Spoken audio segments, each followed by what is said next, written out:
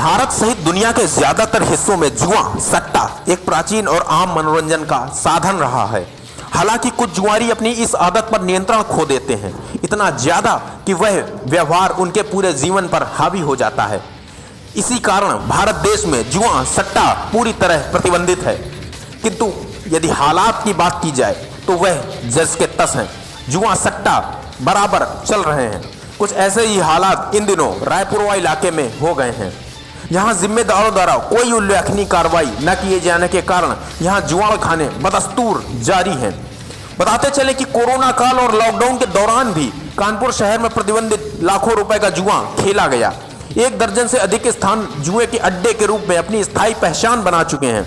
जुए के इन अड्डों में कई रिहायशी इलाकों हैं जहां जुआरियों की रात दिन की धमा चौकड़ी से आसपास का जनजीवन प्रभावित हो रहा है। स्थानीय लोगों द्वारा वरिष्ठ अधिकारियों को इसकी सूचना भी दी गई, पर अवैध कामों में रोक नहीं लगी। बताते चले कि यदि वरिष्ठ अधिकारियों के दबाव में कार्रवाई की भी गई तो स्थानीय स्तर पर लिखा पढ़ी करके खेल कर दिया गया। इसी ढिलाई का फायदा उठाते हुए जिले में तमाम स्थानों पर जुआ खाने अभी भी बेखौफ जारी हैं। पर्दाफाश के इस अंक में हम ऐसे ही जुआ खानों की आज तफसील से बात करेंगे। सूत्र बताते हैं कि लिखा पढ़ी करते समय गिरफ्तारी का स्थान परिवर्तित करके दर्ज किया जाता है, जिससे जुआरुओं के पक्के ठिये को नुकसान न पहुंचे और कार्रवाई का दिखावा भी हो जाए। सूत्र बताते हैं कि लक्ष्मीपुरवा, अफीम कोठी, रायपुरवा, तलौवा, बांसमंडी आदि स्थानों में सट्टे का व्यापार जोरों पर है। यदि तलौवा मंडी की बात करें तो यहाँ पर 5 से 10 लोग कार्य करते हैं, जिसमें मंजय, सुल्ली राठौर, रिंकू वाजपेयी आदि प्रमुख हैं। यही नहीं, सट्टे के इस अवैध कारोबार में लगे गणपत, मनीष, अंकित केसरवानी के नाम टॉप पर हैं। ये सब जुए के दम पर करोड़ों का प्रॉपर्टी और मकान बना चुके हैं। सभी जुआड़ियों के, सभी सट्टा संचालकों के अपने अपने अड्डे हैं। ये सभी ने अपने अड्डे जमा रखे हैं। अंकित केसरवानी राखी मंडी में अपना अड्डा जमाए हुए है तथा मनीष और गणपत लक्ष्मीपुरवा में। सूत्र बताते हैं कि मनीष बंदी के समय अवैध दारू और गांजे का भी काम करता है। सूत्रों की माने तो मनीष टॉप का लुटेरा भी है। क्राइम ब्रांच पनकी थाने में लूट का, कोहना थाने में चरस का और जूही थाने में मुकदमे भी हैं। क्राइम ब्रांच और रायपुरवा थाने का टॉप का मुखबिर भी है, इसीलिए सबको धमकी देता है। आप देख रहे हैं लोक जनशक्ति। नौबस्ता थाना के आवास विकास में बेरहम पति का काला कारनामा इन दिनों सामने आया है, जहां पर नशेबाज पति ने बीच सड़क पर पत्नी को पीट कर मरणासन की हालत में कर दिया। पति ने इस दौरान गला दबाकर उसको मारने का भी प्रयास किया। बेरहम पति का वीडियो इन दिनों सोशल मीडिया पर खूब वायरल भी हुआ है। यह पूरा मामला नौबस्ता आवास विकास के भूरेपुरवा इलाके का बताया जा रहा है। आप देख रहे हैं लोक जनशक्ति। जैसे जैसे विधानसभा उत्तर प्रदेश के चुनाव नजदीक आ रहे हैं, विपक्षी पार्टियां इन दिनों सड़कों पर नजर आ रही हैं। लगातार सपाइयों के विरोध के बाद अब प्रगतिशील समाजवादी पार्टी लोहिया भी मैदान में महंगाई के खिलाफ उतर आई है। इसी कड़ी में रविवार को प्रगतिशील समाजवादी पार्टी लोहिया कानपुर महानगर के तत्वाधान में पार्टी कार्यकर्ताओं ने महंगाई का पुतला दहन किया। इस दौरान जिला अध्यक्ष ने बताया कि महंगाई बढ़ रही है और रोजगार भी नहीं है। पुतला दहन कर सोई हुई सरकार को जगाने का काम दल द्वारा किया जा रहा है, ताकि लोगों को महंगाई से निजात दिलाई जा सके। अगर ऐसा नहीं होता तो पार्टी के कार्यकर्ता सड़कों पर उतरेंगे। मौजूदा जन विरोधी सरकार की जन विरोधी नीतियों के कारण महंगाई चरम सीमा पर है। बेरोजगारी दिन पर दिन बढ़ती जा रही है और ये सरकार कान में तेल डाले बैठी है, मौन धारण किए बैठी है, दर्शक दीर्घा में बैठ के सिर्फ और सिर्फ तमाशा देखने का काम कर रही है। इस सरकार को जगाने के लिए प्रगतिशील समाजवादी पार्टी लोहिया कानपुर महानगर के तत्वाधान में बेरोजगारी व महंगाई का पुतला आज फूंका गया। आप देख रहे हैं लोक जनशक्ति। दिल्ली में 10 फरवरी को हुए बजरंग दल के कार्यकर्ता रिंकू शर्मा की निर्मम हत्या के विरोध में बजरंग दल सड़कों पर उतरा। आरोपियों को सजा दिलवाने के लिए बजरंग दल कार्यकर्ताओं ने प्रांत के सुरक्षा प्रमुख आशीष गुप्ता के नेतृत्व में बड़े चौराहा पर एकत्र होकर सिटी मजिस्ट्रेट के माध्यम से राष्ट्रपति के नाम ज्ञापन सौंपा। विरोध दर्ज कराते हुए बजरंग दल के कार्यकर्ताओं का कहना था कि रिंकू शर्मा निधि समर्पण अभियान के तहत राम जन्मभूमि के लिए धनराशि एकत्र कर रहे थे, तभी जिहादियों द्वारा उनकी हत्या कर दी गई। संपूर्ण हिंदू समाज भारत में इस घटना से आक्रोशित है तथा फास्ट ट्रैक कोर्ट के तहत आरोपियों को फांसी दी जाए। और मृतक के परिवारजनों को 1 करोड़ का आर्थिक सहयोग और एक व्यक्ति को सरकारी नौकरी दी जाए। मंगोलपुरी स्थित क्षेत्र में हमारा श्री रिंकू शर्मा कार्यकर्ता था बजरंग दल का। वो प्रतिदिन सभी कार्यकर्ताओं के साथ निधि समर्पण के अभियान में लगा था। क्षेत्रीय युवक जो मुस्लिम जिहादी लोग थे, उन्होंने बार बार मना करने पर भी वो कंटिन्यू अपने काम पे लगा रहा। इसकी शिकायत क्षेत्रीय जनता ने पुलिस प्रशासन में दी। प्रशासन ने उसको संज्ञान में नहीं लिया। फिर एक दिन ऐसा आया कि 10 फरवरी को रात को 10 बजे मुस्लिम युवक हत्यारे बन के उनके घर पर गए। उसके घर पे हत्यारों के घर से महिलाएं भी गई उसको मारने के लिए। उसके घर के सिलेंडर को उठा के विस्फोट करने की स्थिति करनी गई।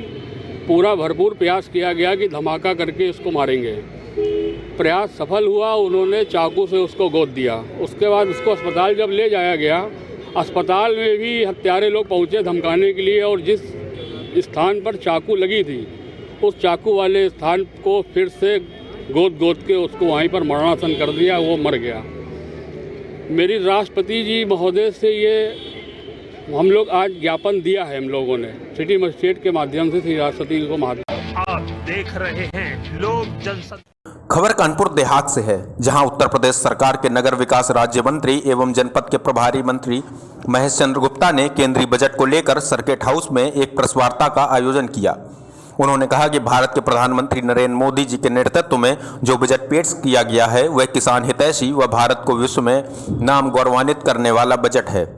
इससे जहां किसान को बेहतर सुविधाएं मिलेंगी, वहीं बेहतर चिकित्सा व्यवस्था के साथ साथ आवागमन के साधन भी सुलभ होंगे। वहीं गरीब कल्याण के साथ साथ दूरगामी विकास व्यवस्था व शोध के क्षेत्र में भी बजट में बेहतर धनराशि उपलब्ध कराई गई है। हमारा बजट पर गरीबों के अंतिम पायदान को लेकर तैयार किया गया है। इस बजट को लेकर विपक्षी सरकारों ने भी सराहना की है। बजट की इस प्रेस वार्ता के दौरान जनपद के भाजपा जिलाध्यक्ष अविनाश सिंह चौहान, भाजपा मीडिया प्रभारी विकास मिश्रा सहित अन्य जनप्रतिनिधि भी प्रेस वार्ता के दौरान मौजूद रहे। इन सब भावनाओं को ध्यान में रखते हुए ये हमारा बजट बना है। अभी स्वास्थ्य के बारे में पहले केवल 94,000 पिछले की सरकार में, यूपी की सरकार में 94,000 करोड़ का बजट था। इस समय 137% बढ़ोतरी हुई है। 2.38 लाख का जो बजट हुआ है उसमें विभिन्न तरह की जो योजनाएं उन्होंने दी हैं। मैं कहता हूं जो हमारा इस समय केवल एक एम्स है और आज देश के अंदर 10 एम्स बनेंगे। 10 एम्स बनेंगे। प्रत्येक लोकसभा में एक मेडिकल कॉलेज होगा और वैक्सीन की जो टीकाकरण होगा जो हो रहा है उसमें 35,000 करोड़ की उन्होंने व्यवस्था की है। और इससे अच्छी बात क्या कि आज हमारा भारत विश्व स्वास्थ्य संगठन जो WHO का पूरे भारत का अध्यक्ष है। यह हमको एक गौरवशाली है। इस प्रकार स्वास्थ्य की उसमें भी इतनी तरह की जो बढ़ोतरी की है। किसानों के बारे में भी अभी साढ़े 16 लाख करोड़ का जो बजट किया है। उन्होंने कहा है किसानों की आमदनी दूनी कैसे हो। 2022 तक हर किसान को हर गरीब के लिए पक्के मकान बने और जो हमारी MSP है वो बरकरार लागू रहेगी। और जो जबकि कई गुना उन्होंने वृद्धि भी की है, 1.5 गुना लगभग वृद्धि भी की है।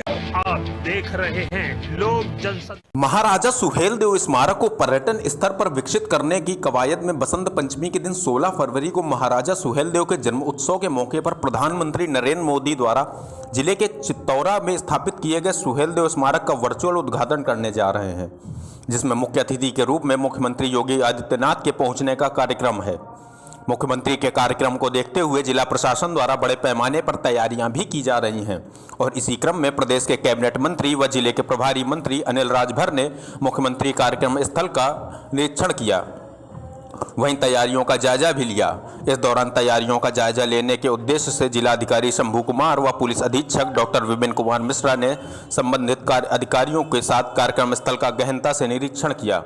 निरीक्षण के दौरान कार्यक्रम हेतु पार्किंग स्थल, बैरिकेटिंग, हेलीपैड, साफ सफाई, मंच पंडाल आदि के लिए की जा रही तैयारियों का जायजा लेते हुए मौके पर मौजूद संबंधित अधिकारियों को आवश्यक दिशा निर्देश भी दिए। आप देख रहे हैं लोक जनशक्ति। सरकार जहां एक तरफ गरीबों के लिए तमाम सारी महत्वाकांक्षी योजनाएं चलाकर गरीबों को लाभ देने का काम कर रही है, ऐसे में आर्थिक तंगी के चलते किसी की मौत हो जाए तो ऐसे में सरकार और सिस्टम पर कई सवाल खड़े होना लाजमी है।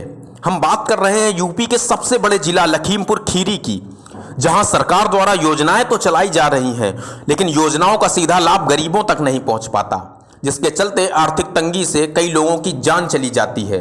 ऐसा ही एक मामला जिले के कस्बे खीरी के मोहल्ला हनिया टोला से निकल कर आया है, जहां एक परिवार आर्थिक तंगी की मार झेलते झेलते परिवार की एक बेटी ने दम तोड़ दिया।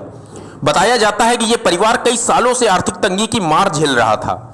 इस कड़ाके की ठंड में खुले आसमान के नीचे रहने को मजबूर था, जिसके चलते आज उसकी लगभग 12 वर्षीय रागिनी के ठंड लगने से मौत हो गई। घर में कोई कमाने वाला नहीं है। मृतक बेटी का पिता विकलांग है और अपनी झोपड़पट्टी रह रहा है। आवास के लिए कई बार आवेदन भी कर चुका था, पर भ्रष्ट सिस्टम की वजह से उसे आवास मुहैया नहीं हो पाया। कड़ाके की ठंड खुले आसमान के नीचे अपनी जिंदगी गुजारने को परिवार मजबूर था। आज आर्थिक तंगी के चलते रागिनी की मौत होने पर सरकार और सिस्टम पर कई सवाल खड़े हो रहे हैं। आप देख रहे हैं लोक जनशक्ति। महोबा के मुख्यालय के ऐतिहासिक कीरत सागर तट में बुंदेली समाज के संयोजक तारा पाटकर समेत 1 दर्जन लोगों ने प्रधानमंत्री नरेंद्र मोदी के नाम अपने खून से खत लिखकर 2 साल पहले जम्मू कश्मीर के पुलवामा में हुए आतंकी हमलों में शहीद हुए जवानों की याद में अपने खून से खत लिखकर श्रद्धांजलि अर्पित की। इस दौरान प्रधानमंत्री को संबोधित खत में पृथक बुंदेलखंड राज्य की मांग को भी दोहराया। कीरत सागर में बुंदेली समाज के सदस्यों ने बैठकर प्रधानमंत्री नरेंद्र मोदी को संबोधित खत लिखे। वहीं उसमें इस पत्र में महोबा की मरणासन स्वास्थ्य सेवाओं को सुधारने के लिए सरकार 3 साल नए अस्पताल के लिए जमीन तक फाइनल नहीं कर पाई, वो भी तब जब 3 बार डीएम जमीन चयनित कर शासन को भेज चुके हैं। कार्यक्रम में के दौरान सुरेश बुंदेलखंडी, रमाकांत नयागच, प्रेम चौरसिया, ग्यासीलाल कोष्टा, सिद्धांत त्रिवेदी, हरिओम निषाद, कृष्णा जयशंकर आदि लोगों ने अपने खून से खत लिखे। वहीं कार्यक्रम के बारे में बताते हुए तारा पाटकर ने कहा कि आज 14 फरवरी है और हम 14वीं बार प्रधानमंत्री नरेंद्र मोदी जी को खून से खत लिख रहे हैं। पुलवामा में हुए आतंकी हमले में शहीद हुए हमारे 40 जवानों को हम खून से खत लिखकर विनम्र श्रद्धांजलि देते हैं। वहीं प्रधानमंत्री जी से अलग बुंदेलखंड राज्य की मांग भी करते हैं। देखिए, आज 14 फरवरी है, हम लोग 14वीं बार प्रधानमंत्री जी को खून से खत लिख रहे हैं। आज हमारे खून से खत लिखने का मकसद, पहला मकसद ये है कि पुलवामा में जो शहीद हुए थे 40 जवान हमारे, जो आतंकी हमला हुआ था, उनको हम लोगों ने खून से खत लिखकर विनम्र श्रद्धांजलि दी है, उनको नमन किया है। दूसरा, हम लोग बुंदेलखंड राज्य की मांग प्रधानमंत्री जी से कर रहे हैं, तो हमने खून से खत जो लिखा है उसमें लिखा है, my Bundelkhand, my love, my India, my valentine. हमें बुंदेलखंड राज चाहिए मोदी सर, क्योंकि बगैर बुंदेलखंड राज बने हमारे बुंदेलखंड की तरक्की संभव नहीं है। अब तक कितनी बार लिखा जा चुका है खून से खत? ये 14वीं बार हम लोग लिख रहे हैं। इसके पहले 13 बार खून से खत लिख चुके हैं प्रधानमंत्री जी को। ये भी अपने आप में एक रिकॉर्ड है, क्योंकि किसी ने इतनी बार खून से खत नहीं लिखे। आप देख रहे हैं लोक जनशक्ति। मैनपुरी में ट्रक और रोडवेज में जबरदस्त भिड़ंत से आधा दर्जन लोग घायल हो गए। हालांकि ड्राइवर की सजगता के चलते कोई बड़ा हादसा नहीं हुआ। पूरे घटना घने कोहरे के चलते हुई बताई जा रही है। घायल हुए लोगों को जिला अस्पताल में भर्ती कराया गया। सूचना पाकर पहुंची पुलिस बल ने मौके पर घायलों को अस्पताल में एडमिट कराया। पूरी घटना कुरावली थाना क्षेत्र के शरीफपुर गाँव के पास जीटी रोड पर बताई गई है। आप देख रहे हैं लोक जनशक्ति। प्रदेश के उप मुख्यमंत्री केशव प्रसाद मौर्य रविवार को मैनपुरी पहुंचे। इस दौरान उन्होंने तमाम विपक्षियों को जमकर हमला बोला। अखिलेश यादव के भाजपा की वैक्सीन वाले बयान पर उन्होंने कहा कि ये अखिलेश यादव कहते हैं कि ये जो कोरोना की वैक्सीन है ये भाजपा की वैक्सीन है, इसे मैं नहीं लगवाऊंगा। ये कहकर देश के वैज्ञानिकों का अपमान किया है। उन्होंने कहा कि देश के वैज्ञानिकों से अखिलेश को क्षमा मांगनी चाहिए। वो कहते हैं कि ये बीजेपी की वैक्सीन है तो वो सपा की वैक्सीन बनाकर देखें। केशव प्रसाद मौर्य ने किसान कानून के विरोध करने पर अखिलेश यादव पर तीखा हमला करते हुए कहा कि मुलायम सिंह तो किसान हैं, उनके बारे में मैं कुछ नहीं बोलूंगा, लेकिन शायद अखिलेश यादव जी को धनिया और गाजर के पत्ते का अंतर भी नहीं पता होगा, रबी और खरीफ की फसल का अंतर पता नहीं होगा, वो किसान की बात करने लगे हैं। वहीं ममता बनर्जी का जिक्र करते हुए उन्होंने कहा कि मैं पश्चिम बंगाल जाता हूं, वहां की मुख्यमंत्री ममता बनर्जी जय श्री राम का नारा सुनते ही जैसे भूत पिशाच निकट नहीं आवे, महावीर जब नाम सुनावे ऐसे भड़क जाती हैं बड़ी तेजी से। आप देख रहे हैं लोक जनशक्ति। खबर सुल्तानपुर से है, जहां जनपद के एसपी डॉक्टर अरविंद चतुर्वेदी के नेतृत्व में चलाए जा रहे स्वच्छता अभियान के तहत समस्त अधिकारी एवं कर्मचारी समेत जनता के लोगों ने चौक घंटाघर के आसपास चिन्हित स्थान के कायाकल्प कार्यक्रम में बढ़ चढ़कर श्रमदान किया। इस कार्यक्रम में क्षेत्राधिकारी जयसिंह, क्षेत्राधिकारी नगर, क्षेत्राधिकारी बल्दी राय, कोतवाली नगर व अन्य अधिकारी कर्मचारीगण ने साफ सफाई की। इस दौरान सुल्तानपुर एसपी द्वारा झंडा गीत, विजय विश्व तिरंगा प्यारा समेत भारत कश्मीर हो या कन्याकुमारी, भारत माता एक हमारी समेत तमाम नारे भी लगाए गए। समस्त जनसमूह के साथ नारे लगवाए गए एवं समस्त पुलिस कर्मियों को स्वच्छता एवं श्रमदान हेतु जागरूक भी